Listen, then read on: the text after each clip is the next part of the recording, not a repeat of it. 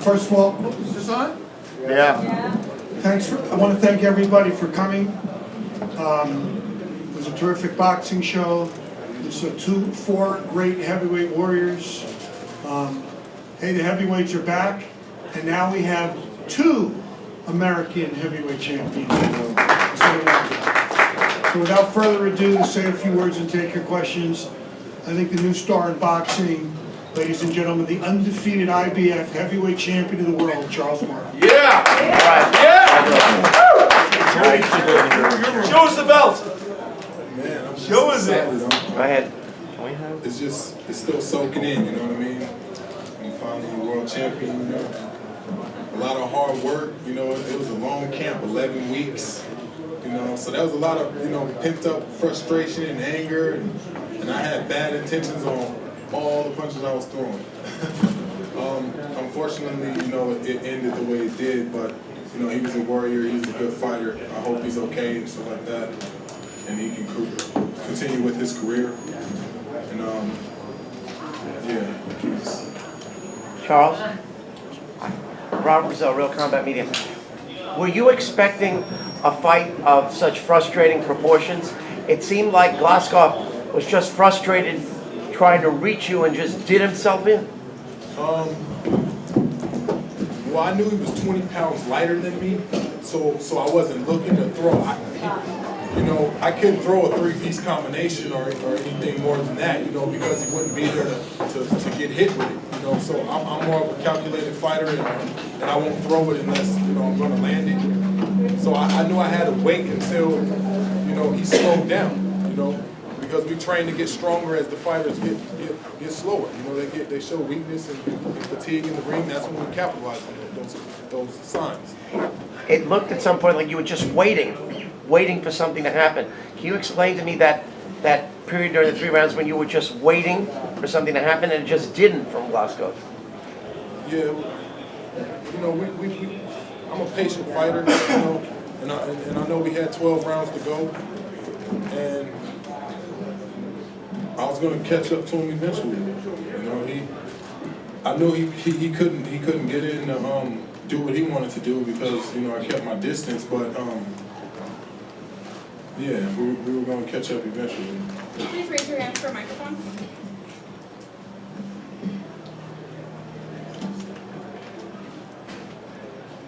Charles, Chris Connor here, Cyber Station Radio in Boston. I got a question for you and also a question for Leon. I'll start with Leon. You've had guys come close to getting a world title. I know that you represented a guy now over a top rank who had a title. How big is it for you having a piece of a heavyweight title, knowing this is your guy? You've developed him and you've molded him. Well, I told my partner Louis and my partner Dominic when I came home from New York last May or June, when I met Charles and we made a deal to work together, that Louis, we just signed the next heavyweight champion in the world. I was that confident. Did I expect it to happen this quick? Did I expect Tyson Fury to beat Klitschko and the title get vacated? No. But I expected him to win the heavyweight title. I've had a piece of a heavyweight champion before, Sultan Ibragimov, and there's nothing better than being involved with the heavyweights because that usually drives the train. And it did for many years in the U.S. with Ali and Frazier and all the great American heavyweights. Well, they're back. You got 2 of the 4 belts now here. And this guy's the real deal. He's better than all of them. And he's going to beat all of them at some point. Over here. Thank you. Charles, do you see this as a mixed blessing? Obviously, it's a big victory being the heavyweight champion of the world, one of the heavyweight title holders, but at the same time, this was a grand spotlight being on this card, and you didn't necessarily get a chance to show what you think you're capable of because of what happened with Glazkov. Yeah, definitely. I got a lot to show, you know. I just wanted to display what we've been working on for so long, you know. Unfortunately, it ended the way it did. But, you know, I'll be back soon. I'll be back soon.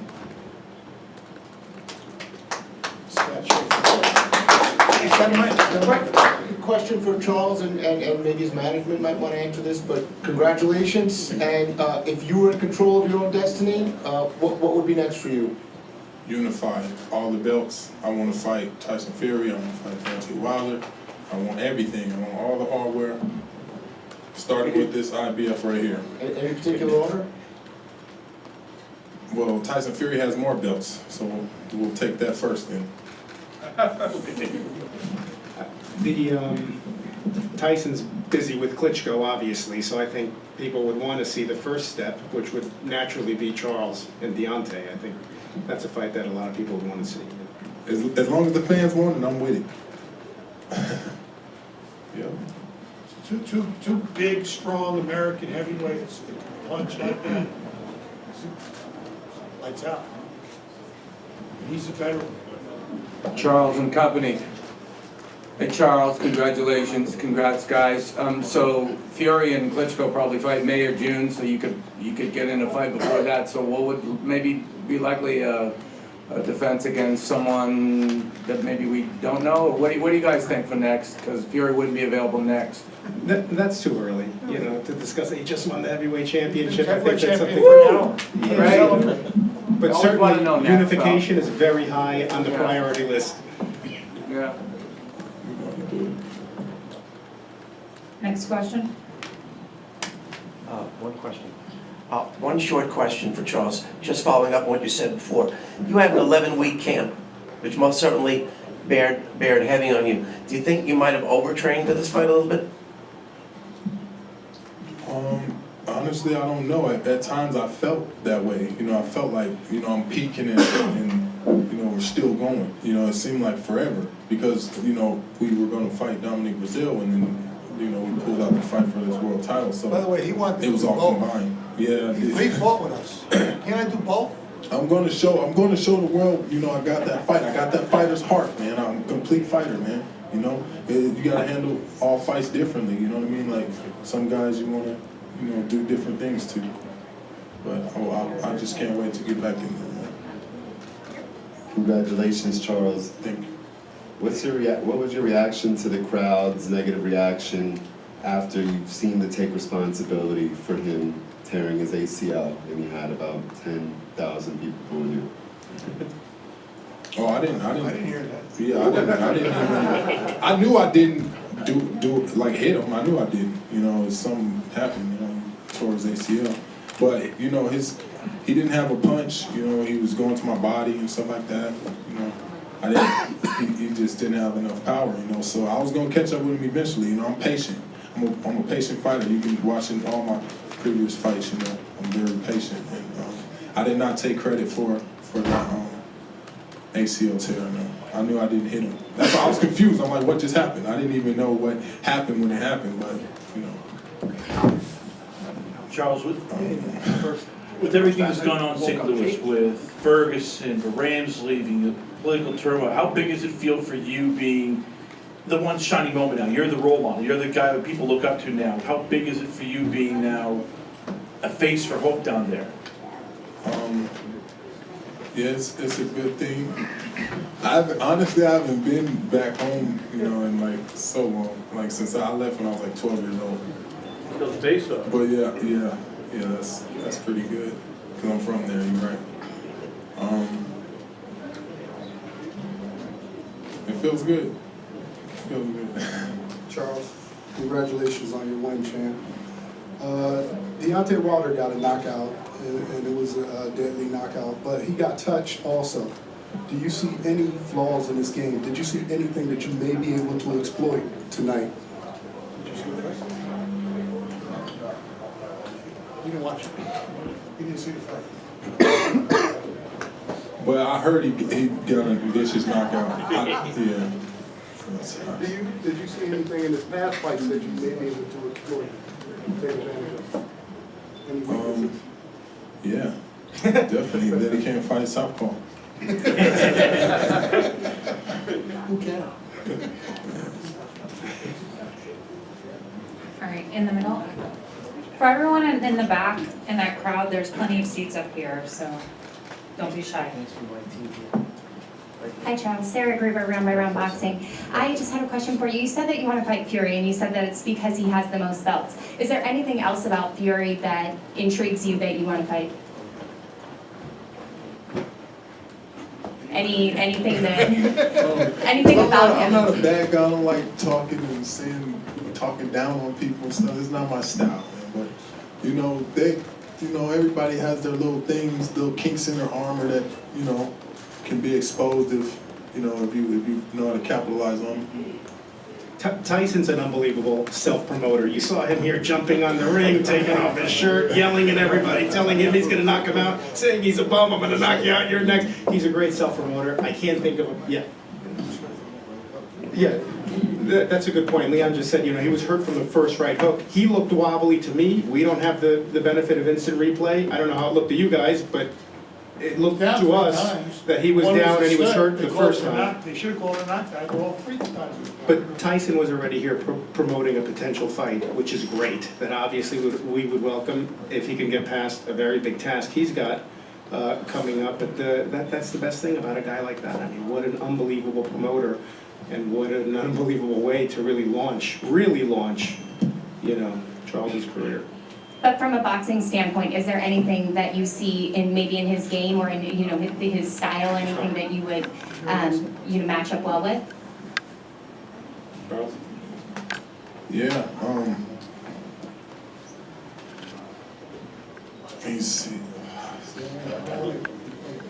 He's big and he'll look great getting knocked out. There you go. That's what you should let him sit. Let him play the bad cop. Final questions? In the back, Stuart?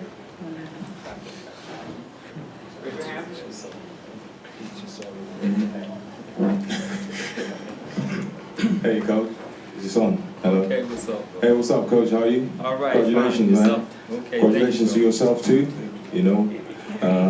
But Tyson's learning to defend himself. But to be honest with you, I don't think you could beat Tyson Fury. I have fought him twice and I've lost twice. The guys are so big. He's got a longer reach. Derek, is that you? The lights are on. Yeah. Derek Chisora. Derek Chisora. Great job for yourself, man. You won. You don't matter how you won, but you're the heavyweight champion of the world. Even if the guy broke his feet walking in there, you still win the title. So I take my hat off to you.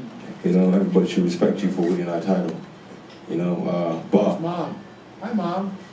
congratulations to yourself too, Mom. You got any questions for him? So when's your next defense for the fight anyway? When are you going to defend the title? Huh? Who are you going to fight for to defend your title?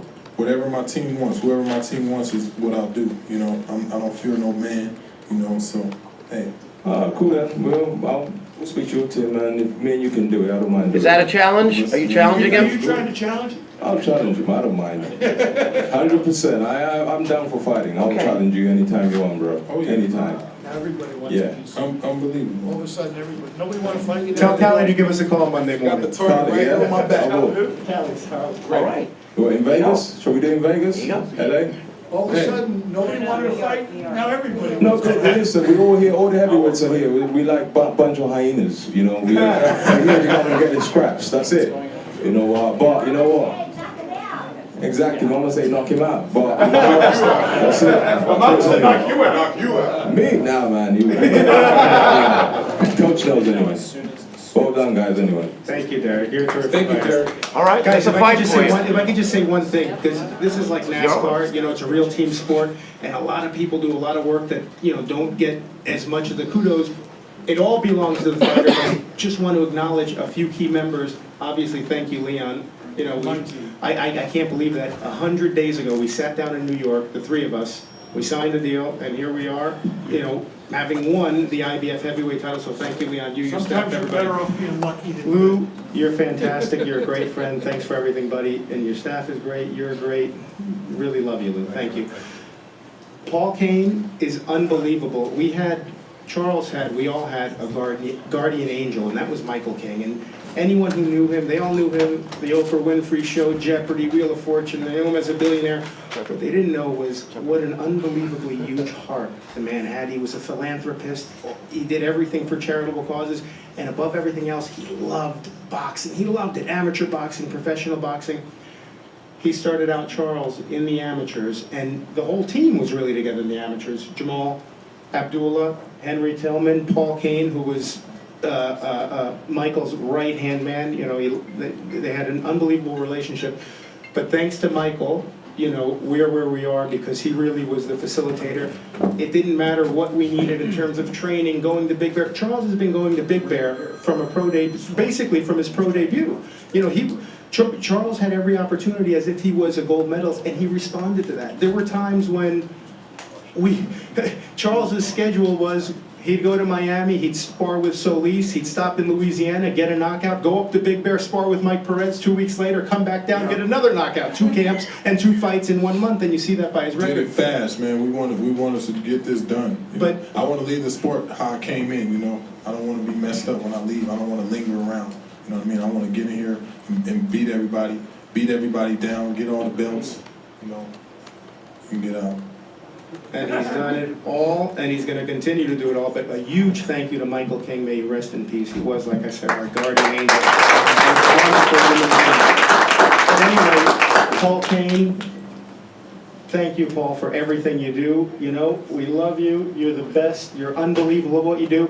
He was Stallone's right-hand man for 12 years, Michael King's right-hand man for 10 years, and we're not letting you go anywhere, Paul. Now you're Charles' right-hand man. You're not going anywhere. Henry Tillman, you know, trainers, what people don't understand is you do this for years and years and years, and you're struggling, you're suffering. Some months you don't have any money and nothing to eat, and it's lean and it's tough, and you don't really get the acknowledgement. Henry Tillman, Henry Tillman's the only man to beat him in the room. Mike Tyson twice. That includes you, Derek. He beat Mike Tyson twice in the amateurs, a gold medalist. With Charles from the beginning, unbelievable trainer, and thank you, Henry, just tremendous job, everything. And Jamal Abdullah, you know, it's the same thing. Freddie Roach was the same trainer he was the day after he trained Manny Pacquiao, you know? So the same with Jamal. He's been there for years and years. I had a fighter 20 years ago with Jay Wartsky, who's in the back, Alan and Jay Wartsky, Jameel McCline, and he had, 20 years ago, we did 6 or 8 or 10 fights with Jameel, so he's been working and grinding, and I'm so happy for Jamal because he's the head coach. You see his handiwork. If you saw his first pro fight and what he looks like today to just 3 years ago, and only 7 years as a pro, Jamal, you've done an unbelievable job. You have a good racehorse. You know, he's got all the talents, all the abilities. But Jamal, thank you. You've just been unbelievable. And everyone else here, Jeff, good. Jeff, where's Jeff? Jeff, thank you, buddy. He was with King Sports. You know, we had an unbelievable team with King Sports. Jake Rivera, who's in the UK now for the David Hay fight. But really, thanks everybody. Louis DeCuba's his beautiful wife. My man Jimmy, my wife, who, you know, this is such a miserable business, but when it's good like this, it's great, and I think everyone in this room knows that. But and this guy over here has been in the business a long time, represented a lot of fighters, been around the heavyweight division forever. This is a night he's lived for, and you know, well, kudos to my friend Mike Correa. Thank you. I had a heavyweight champion 10 years ago, but his guy beat him. So anyway, I'm sorry, guys. Thank you. And Charles, the greatest athlete, one of the greatest human beings I've ever encountered. He's a giving person. You're a wonderful person, Charles. You're the hardest worker I've ever seen, and I'm so happy for you, Charles. Great credit to the sport. And it's going to be bigger and bigger and bigger. This is just the beginning for you. Thank you, Charles. It's a privilege to work with you. And I'm going to say one more thing that no one in this room has ever heard. Thank you, Al Heyman.